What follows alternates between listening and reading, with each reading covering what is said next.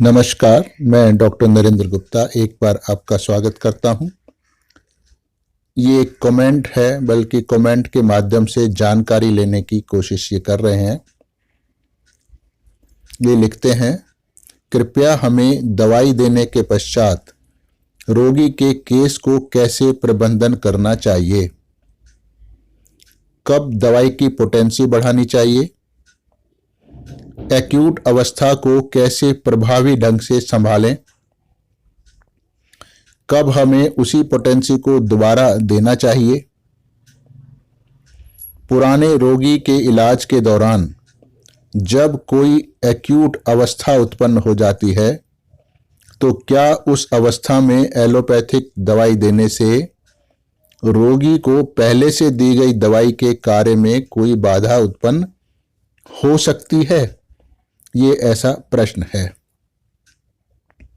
वैसे तो case management बहुत ही कॉम्प्लिकेटेड विषय है, जो अलग अलग लेखकों के द्वारा जो भी आर्टिकल लिखे गए हैं, जो उनके अनुभव शेयर किए गए हैं, उन सबको पढ़ना और फिर जो आप क्लिनिक में देख रहे हैं उसको पढ़, उसको समझकर सबका एक समन्वय तैयार करना कि सब मिला के सबका क्या अनुभव है, मेरा क्या अनुभव है और उससे फाइनल मैं कैसे चलूं, ये आपकी व्यक्तिगत समझ होती है।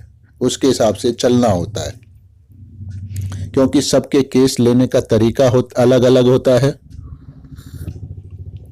इसीलिए दवाई देने के बाद रोगी पर उसका प्रभाव भी अलग अलग होता है और इसीलिए फिर मैनेजमेंट भी अलग अलग होता है। अब परंतु जो कुछ मैं करता हूं, मैं उसके बारे में आपसे अपने अनुभव साझा कर सकता हूं। तो दवाई देने के बाद पहला तो दवाई का सिलेक्शन अगर हम मानसिक आधार पर करते हैं, यानी वर्तमान मानसिक अवस्था पर, तो ही ये मेरे बताया हुआ वीडियो आपके काम का है। ये वाला खास तौर से जब मैं कुछ अलग केस मैनेजमेंट पे वीडियो बनाऊंगा जो अलग से होगा और जिसमें ऑलमोस्ट जितने भी होम्योपैथिक डॉक्टर्स के दवाई देने के तरीके हैं उन सभी पे कुछ ना कुछ टिप्पणी मैं करूंगा। परंतु यहाँ केवल मैं स्वयं के द्वारा जिस ढंग से केस संचालित किए जाते हैं उसको बात कर रहा हूं। तो अगर हमने दवाई दी पेशेंट को, अगर हमारी दवाई ठीक है तो तुरंत ही रोगी को वेल बीइंग की फीलिंग आना शुरू हो जाती है, उसको दवाई का प्रभाव हमको पता लग जाता है, तो उसके बाद बार बार दवाई को रिपीट करने की जरूरत नहीं होती। अगर क्रॉनिक केस है तो भी उसको कुछ ना कुछ रूटीन मेडिसिन देनी होती है। अब ये रूटीन मेडिसिन क्या होती है इसका पूरा खुलासा हम यहाँ नहीं कर सकते हैं, लेकिन जो क्वालिफाइड होम्योपैथ हैं, जो कॉलेज से पढ़े हैं, जिनको होम्योपैथी की फिलॉसफी की समझ है, वो मेरे इस इशारे को समझ जाएंगे। पर क्योंकि ये जो वीडियोस हैं इसको आम जनता बहुत ज़्यादा देखती है, तो उनके लिए सब कुछ इस प्लेटफॉर्म पे देना संभव नहीं है। इसलिए आप इसको समझ लें कि मैं क्या कहना चाहता हूँ। तो फिर हमारा काम हो जाता है, वो रूटीन दवाई आगे हम चलाते हैं, जब तक उसको ठीक रहता है तब तक वो चलती है। लेकिन जब जब उसको कोई नई समस्या आती है या नए लक्षण उत्पन्न होकर रुक जाते हैं, ठहर जाते हैं, यानी इम्प्रूवमेंट होना बंद हो जाता है, तब फिर दोबारा केस इवेल्युएट करते हैं।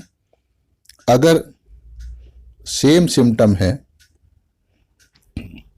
परंतु मरीज को लाभ होना बंद हो चुका है, तो हम उसी दवाई को, उसी पोटेंसी को दोबारा रिपीट करते हैं। लेकिन अगर सेम सिम्टम है और पोटेंसी रिपीट करने से कुछ काम नहीं बना है, तो फिर हम उस दवाई की पोटेंसी को बढ़ाना जरूरी हो जाता है।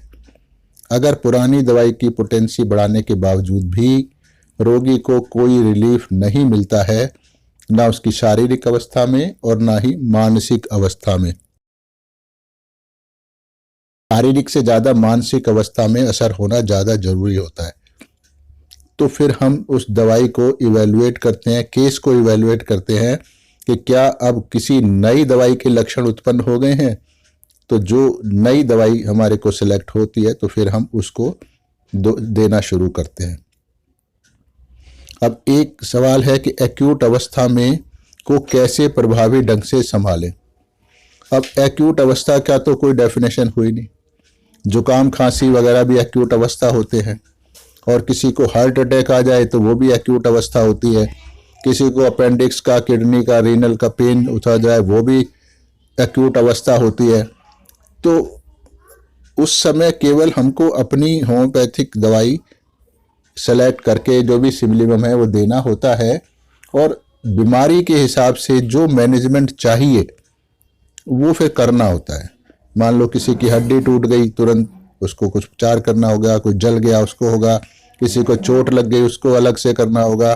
तो एक्यूट केस में मैनेजमेंट उस समस्या के हिसाब से चलना होता है, पर दवाई तो हमको सिर्फ वही देनी होती है जो सिमिलिमम होती है।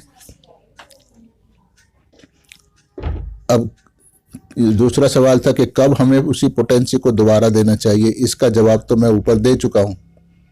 अब आगे सवाल है, पुराने रोगी के इलाज के दौरान जब कोई एक्यूट अवस्था उत्पन्न हो जाती है तो क्या उस अवस्था में एलोपैथिक दवाई देने से रोगी को पहले से दी गई दवाई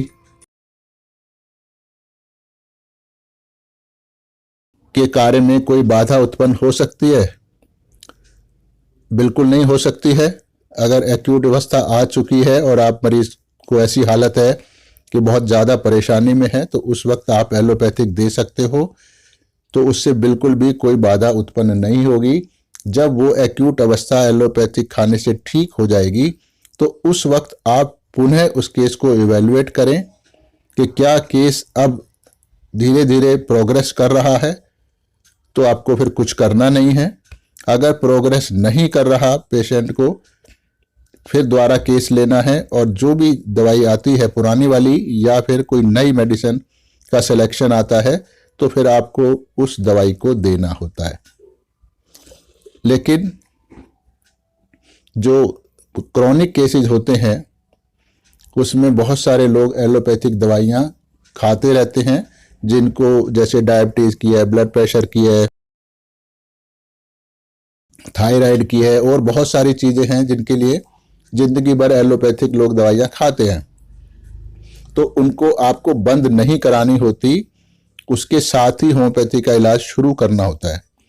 और जैसे जैसे मरीज अंदर से सुधरता है, वाइटल फोर्स सुधरता है, वैसे वैसे इन दवाइयों की निर्भरता कम होने लगती है और अंत में वो छूट भी सकती है।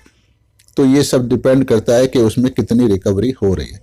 तो एलोपैथिक दवाई भी आप साथ दे सकते हैं। तो मुझे उम्मीद है कि ये ठीक मेरे बात का जवाब मिल गया होगा।